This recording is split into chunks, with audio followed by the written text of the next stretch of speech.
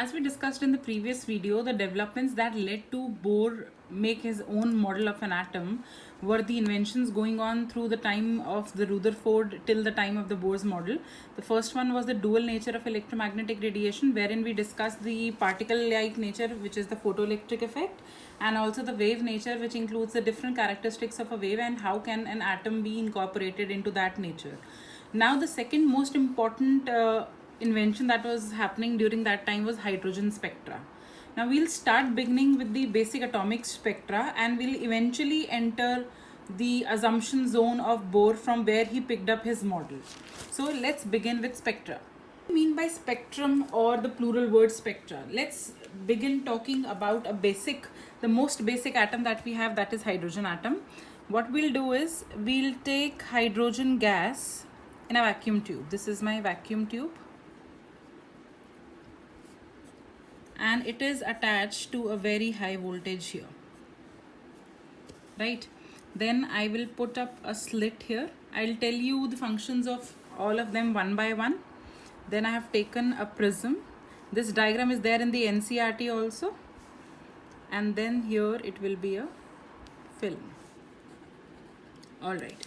Now what we have to do is we have taken hydrogen gas here in the vacuum tube and we have attached it to a very high voltage. Now why did we do that? Because if you provide very high voltage, so the hydrogen atoms inside this tube gets excited. And once the hydrogen atoms get excited, what they do is at a particular point they start giving out light. Once they have excited so much of energy, they start giving out light. Why do we need to pass the light through this prism? Is so that every component, every aspect of light will split into its component. So if you are talking about hydrogen spectrum, I have taken the hydrogen gas in this vacuum tube at a very high voltage, and now because of very high voltage the atoms have excited. So now because they are excited, they are giving out energy, they are giving out radiations. Now they are giving out radiations in all the directions. So I have taken a slit here. Now what is the purpose of slit? The purpose of slit is to concentrate the beam.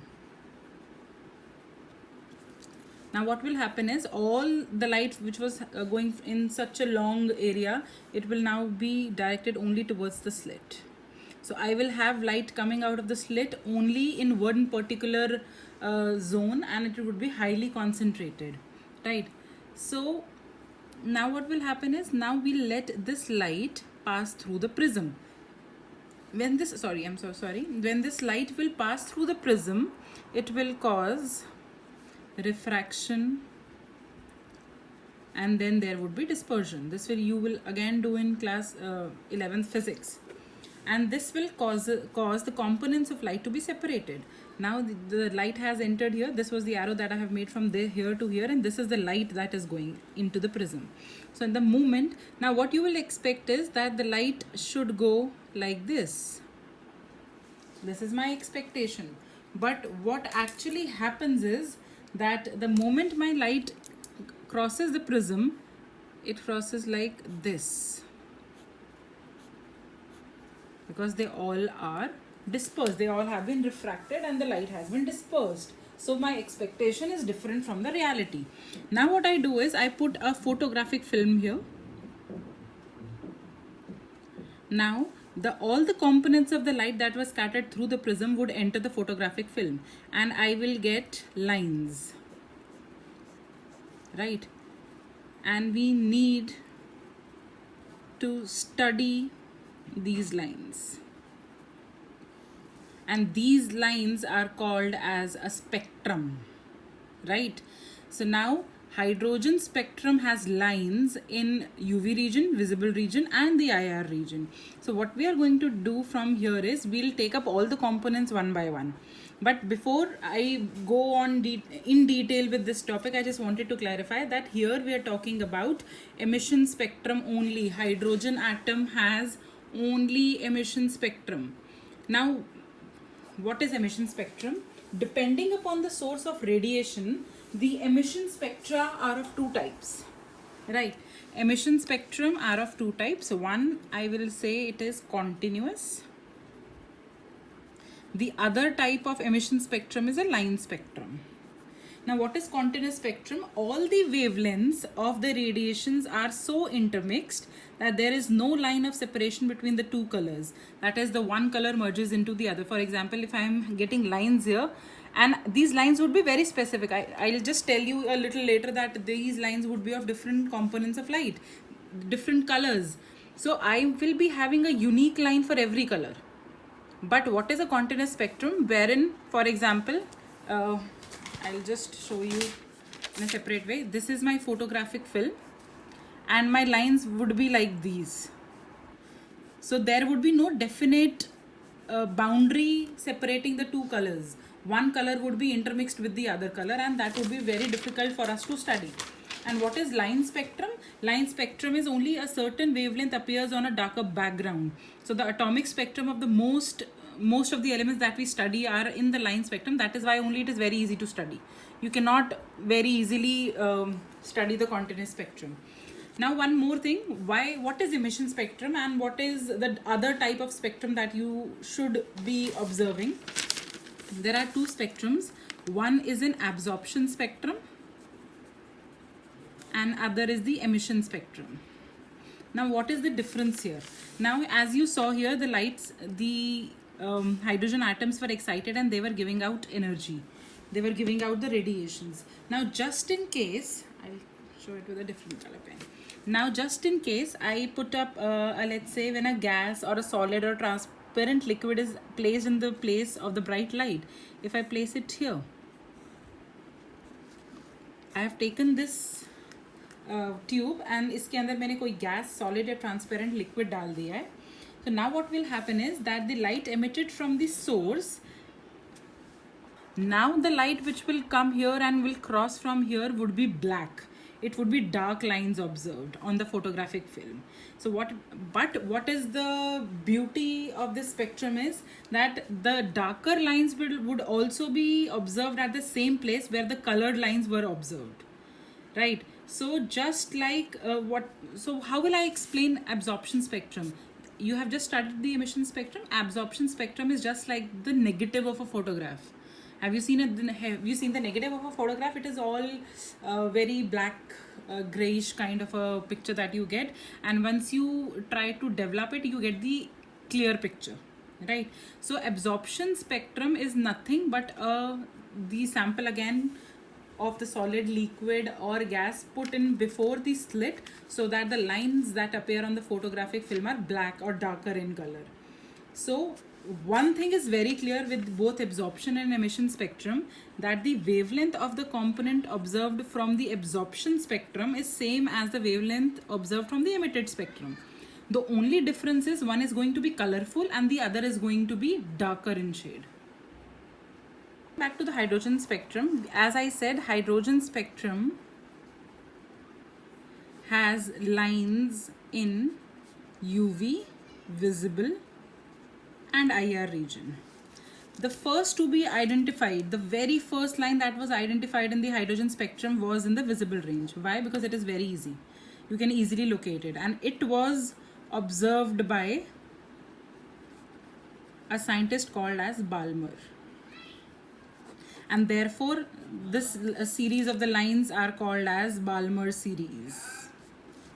What he did was he also got the wave number for these lines. So what is the very easy concept is that if you get the wave number for a particular radiation, if you have the wave number, we know that wave number is directly is equal to 1 by lambda. It is inversely proportional to the wavelength. So once you know the wave number, you also know the wavelength. Also, we know that frequency is c by lambda. So you have known what is 1 by lambda, it is nu. So I know it is c nu. So it becomes c nu. So now if you have the wave number, once you know the wave number, you can directly calculate the wavelength. You can know the wavelength, you can know the velocity. Everything is possible. So now what Balmer gave the formula for the wave number. Now after Balmer, there were other lines also which were observed. So the next person who observed the other lines were Lyman. Right, now I will just make a picture. As I showed you in the previous videos that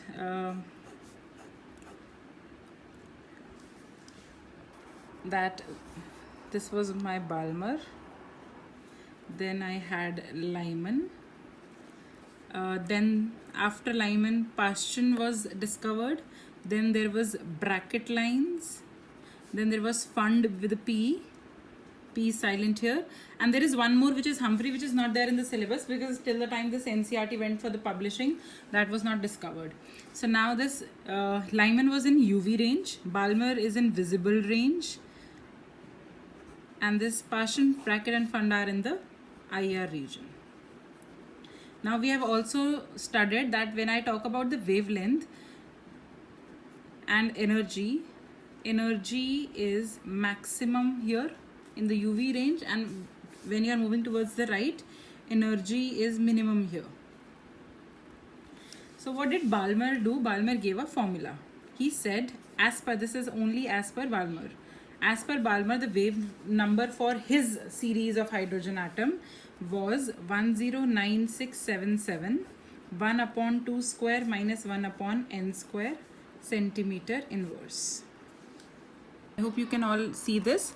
When I'm talking about Balmer has N1 as 2. That means when I'm talking about the second shell here, the electrons, all the excited electrons that are coming back and giving us those spectra, they are falling onto the second shell of the electron, of the atom. So now if they have to fall on the second shell, they can be, or the second orbit, they can be falling from any orbit higher than 2 because it is an emission spectrum. So they would be falling from, let's say, infinity, or I can say they can fall from 3, they can fall from 4, they can fall from 5, from anywhere else.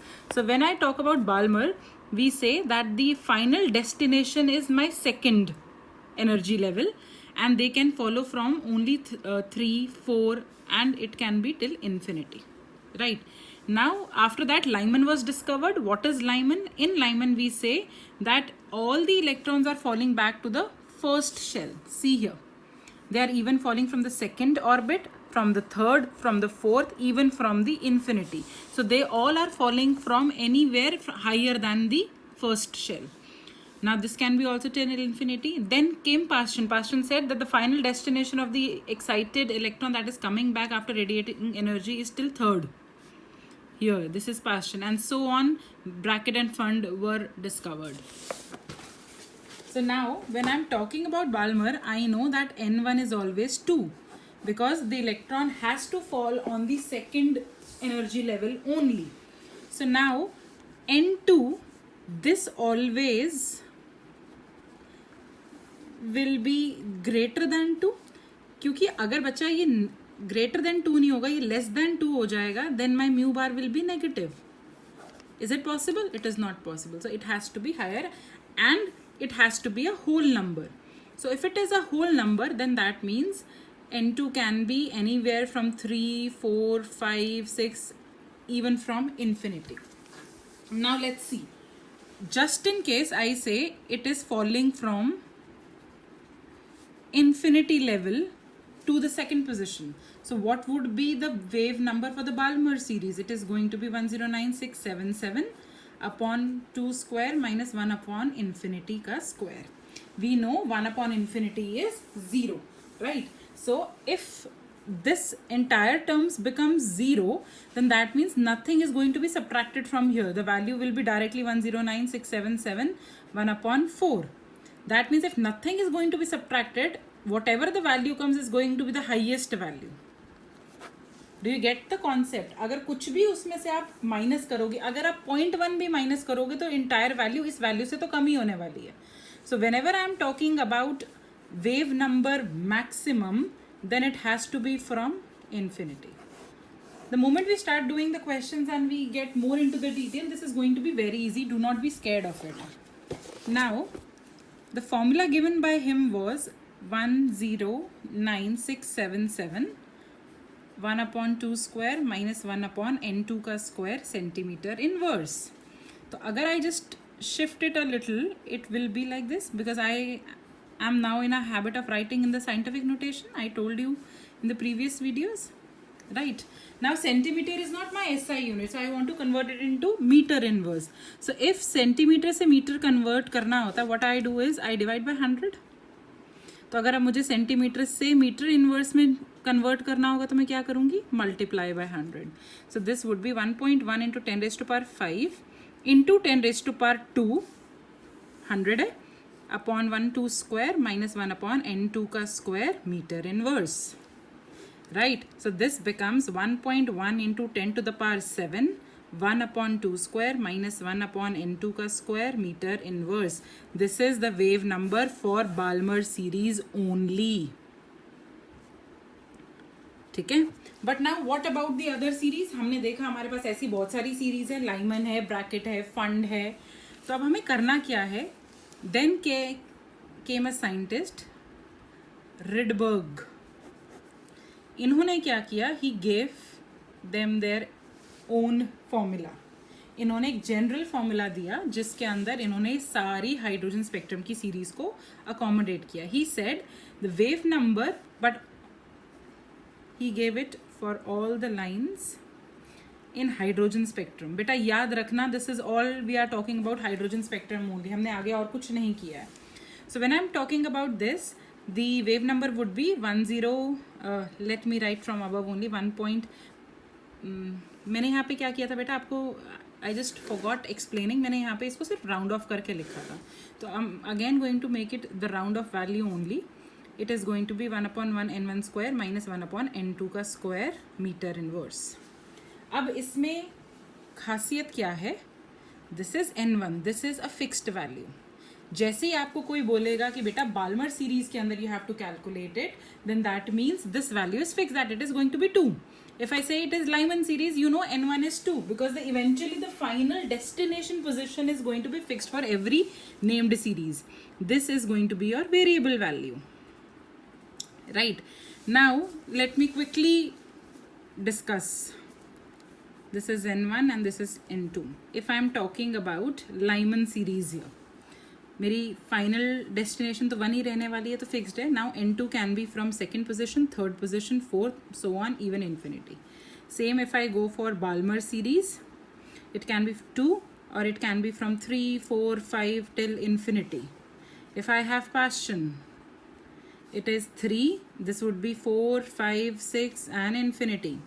Now if it is bracket, it is going to be 4, 5, 6, 7 infinity anywhere, and the last is fund series 6, 7, 8 and so on. Now this is in UV, this is invisible because this was the first one to be detected and the other 3 are in IR region. If you remember this, if you remember the Rydberg's formula, everything is going to be very easy. Now beta please ध्यान से सुनना. The question says calculate the wavelength and energy of the line in the Balmer series. तो एक बात तो मुझे यहीं पता लग गई कि n1 की वैल्यू है 2, having minimum wave number and maximum frequency. तो हम क्या करेंगे, हम पहले फॉर्मूला लिखते हैं और मैं डायरेक्टली फॉर्मूला लिख रही हूँ फॉर द बाल्मर. ठीक है ना, मुझे पता है n1 की वैल्यू है 2.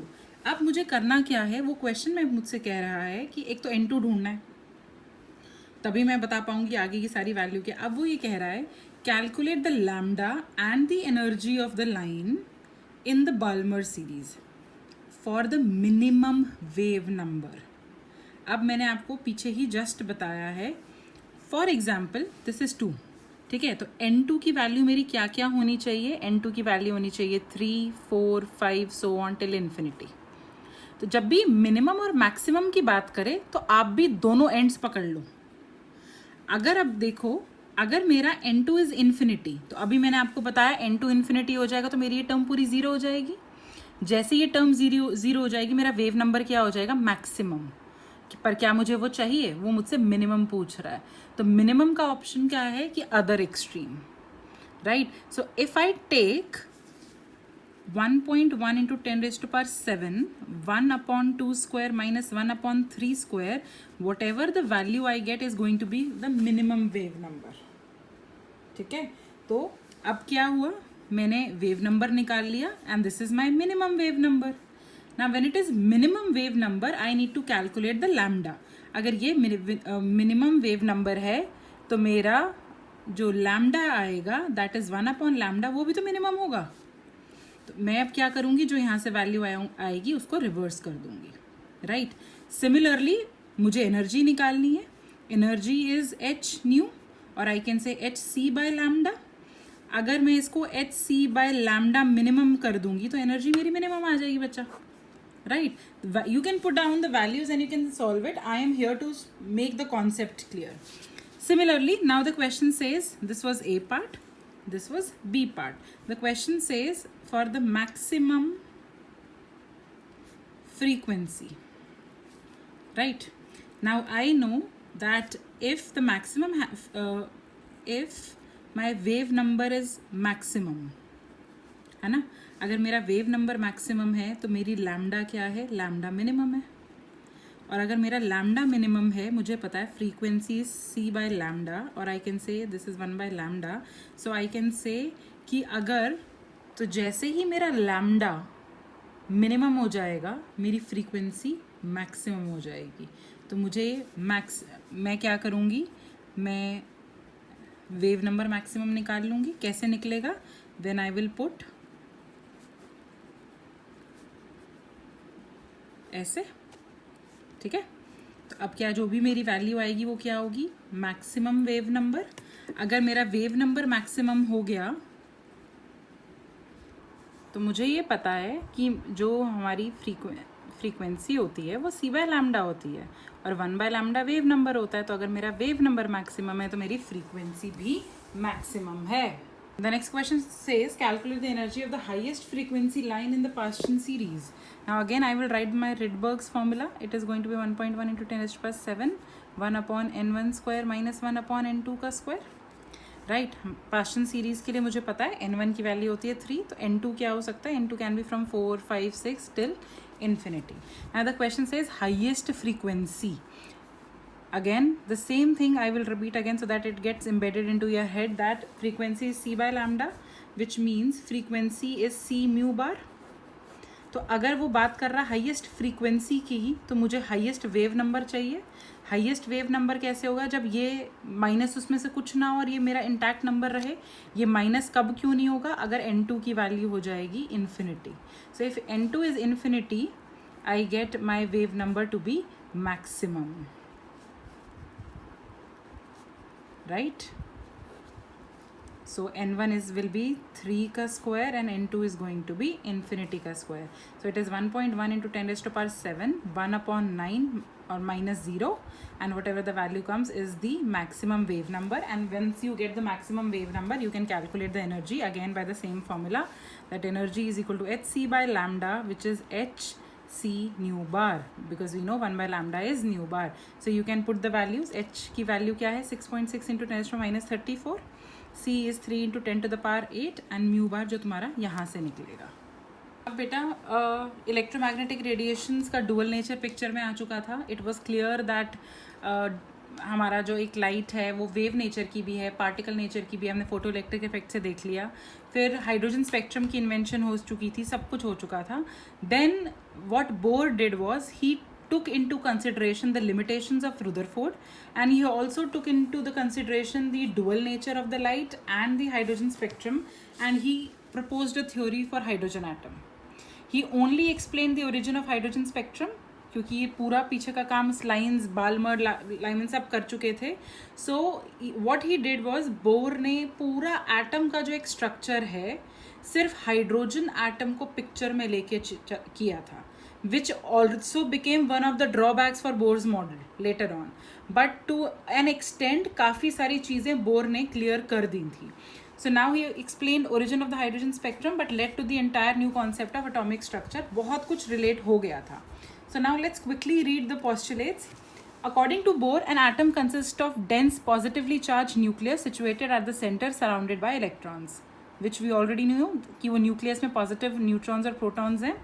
Electrons revolve around the nucleus in the certain selected circular paths. Her path में नहीं है. And these paths are called as orbits.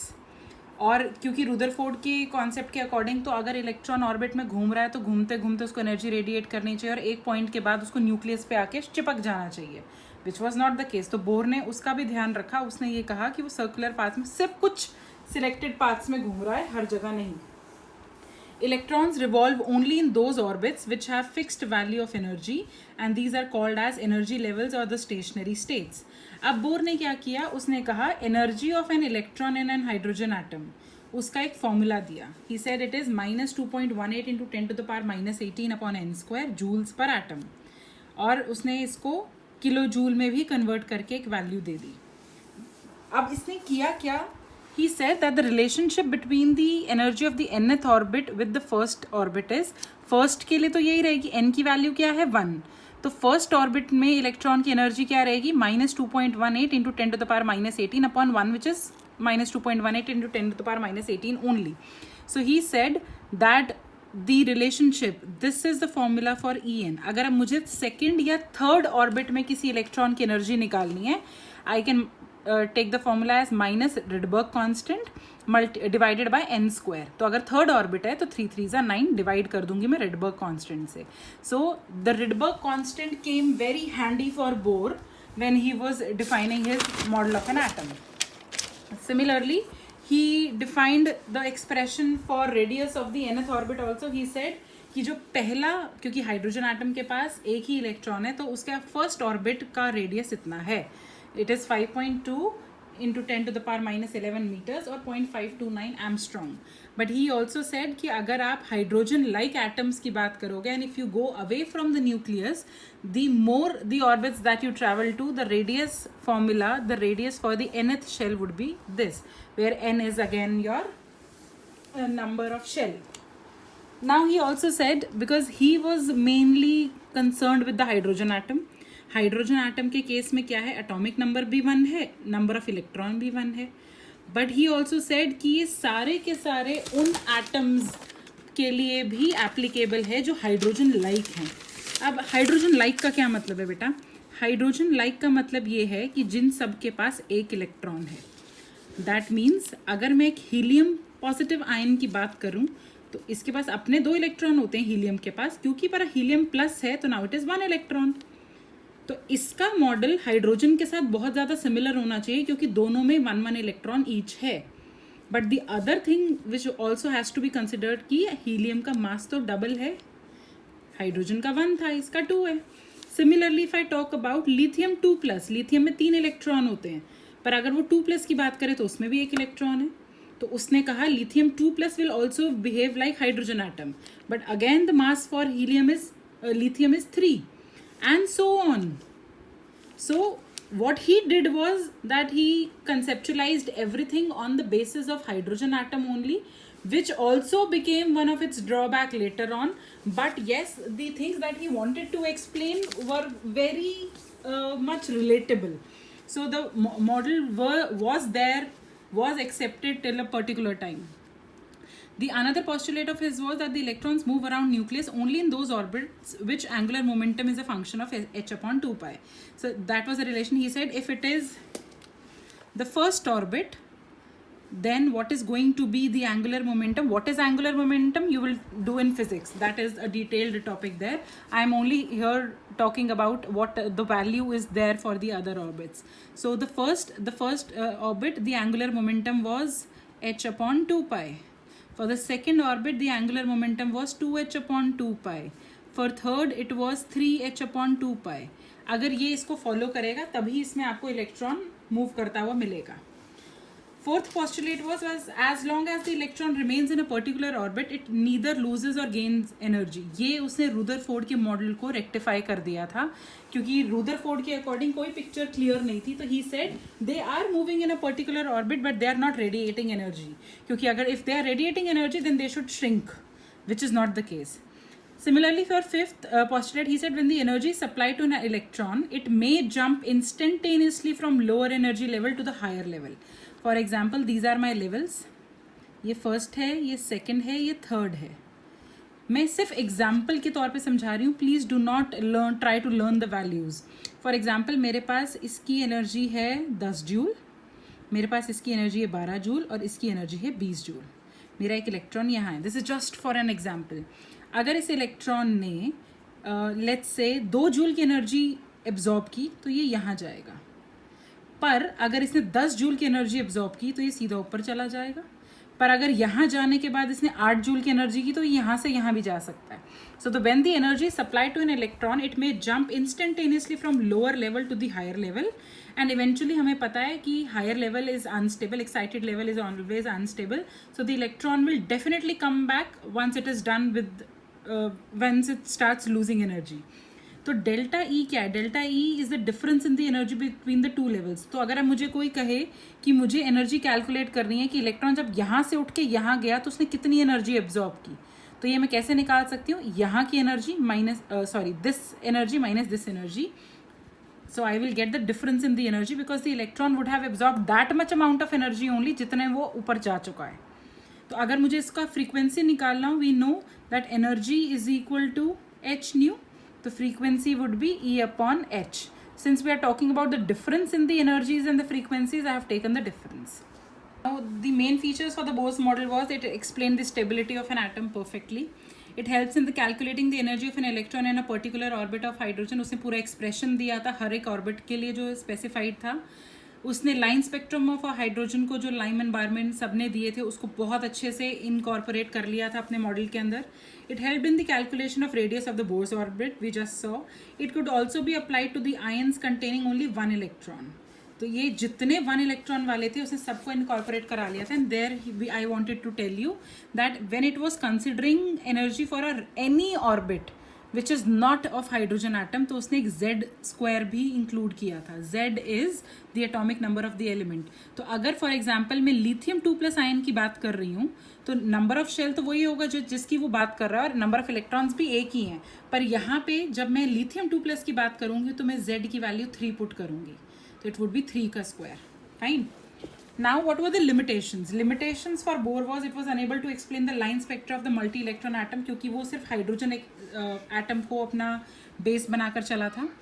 Zeeman and Stark effect वो नहीं कर पाया। It is quite a little heavy level for your class 11th and 12th. That would be taken up maybe later.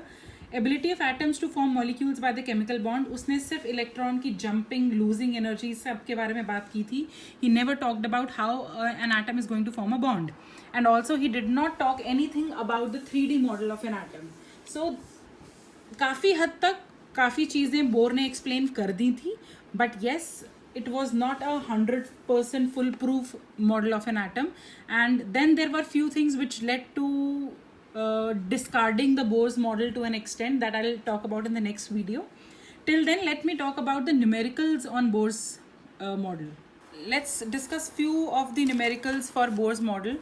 The numericals are very easy. I'll explain you the tricks, but still I don't know why there are many students who are scared of maybe the concept of the Bohr's model numericals or the calculations. So you have to be very careful when you are talking about the numericals.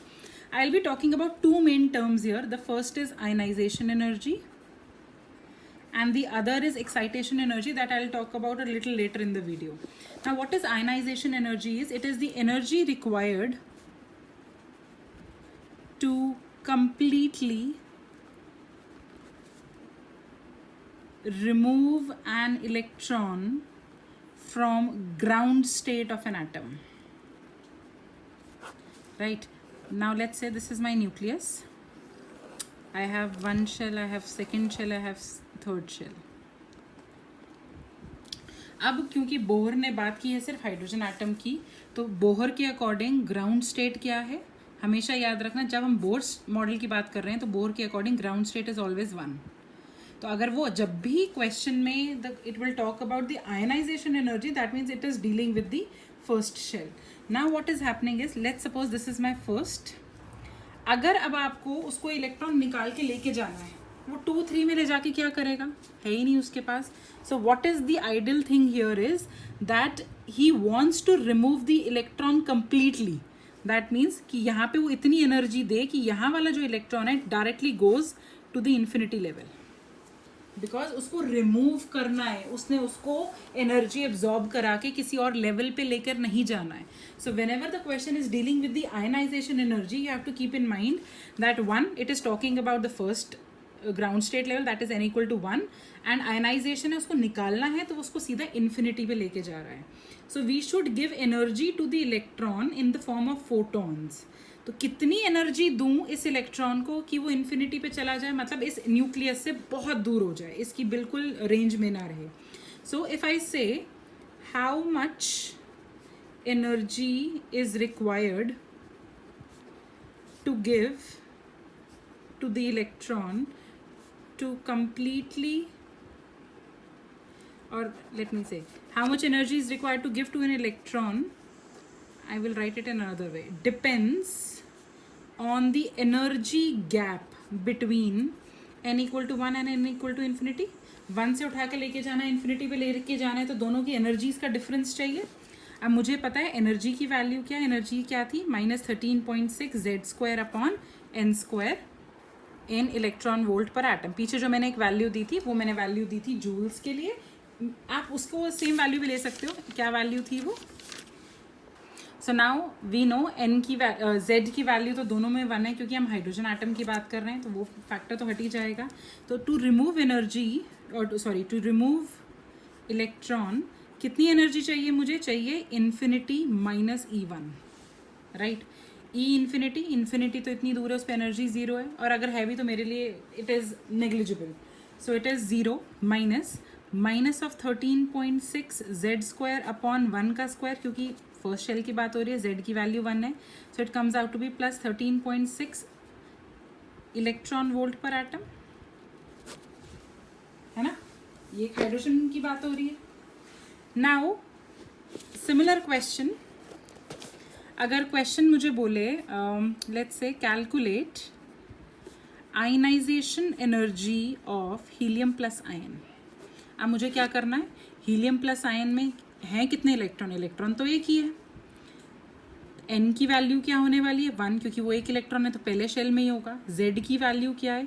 C I will just give you a brief hint.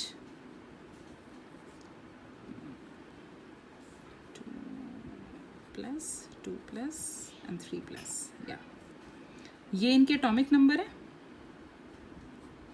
But जब भी number of electron की बात आएगी वो 1 ही रहेगा, right. ये इनके atomic number हैं. और मैक्सिमम टू मैक्सिमम अगर आपसे वो कभी भी बोर मॉडल की बात करेगा तो इन्हीं 4 के बारे में बात करेगा, इससे ज़्यादा Bohr model was not useful. So if I have to calculate for delta E, what it is going to be, it is again going to be E infinity minus E1. Infinity means 0, minus of 13.6 z² upon n². So it becomes positive. It is 13.6 z² क्या हो गया, 2 2s are 4, right. z की value 2 थी, upon 1 का square. So it turns out to be 54.4 electron volt per atom. मैं एक general conversion भी दे देती हूँ यहाँ पे. 1 electron volt per atom is equal to 96.5 kilo joule per mole, and 1 electron volt per atom is equal to 23 kilo calories per mole. So whatever the units are given to you in the question, you can use those units and you can solve your question. The next term that you would see in the numericals for Bohr's model question are excitation energy. Now, how is it different from your ionization energy? Excitation energy is energy required to excite an electron from n equal to 1 to nth level. ठीक है. अभी हमको उसको उठा के infinity पे या बाहर नहीं करना है, हमें within all the energy levels that would atom would have, हमें उसी में उसको शफल करना है. So it is not going to be infinity but to some other level, right. तो दैट मीन्स एक n की वैल्यू n होगी और एक n की वैल्यू 1 होगी. और एनर्जी का फॉर्मूला क्या होता है? -13.6 z² अपॉन n². तो डिफरेंस कितना हो जाएगा डेल्टा ई में? It is going to be En minus E1. दोनों में से अगर आप दोनों का फॉर्मूला लिखोगे, राइट, अब मैं दोनों में से कॉमन ले सकती हूँ ये. So formula would be 1/1 square 1/1/92 का square electron volt per atom.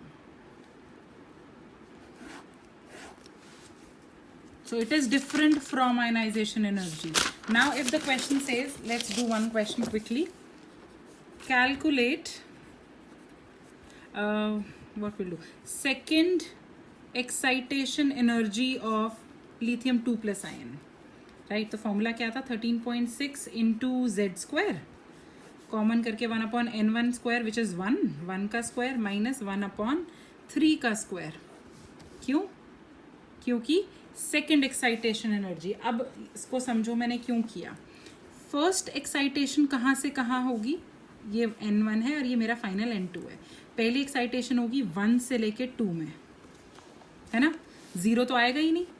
Second excitation कहाँ होने वाली है, 1 से लेके 3 में. थर्ड एक्साइटेशन क्या हो सकती है, 1 से लेके 4 में.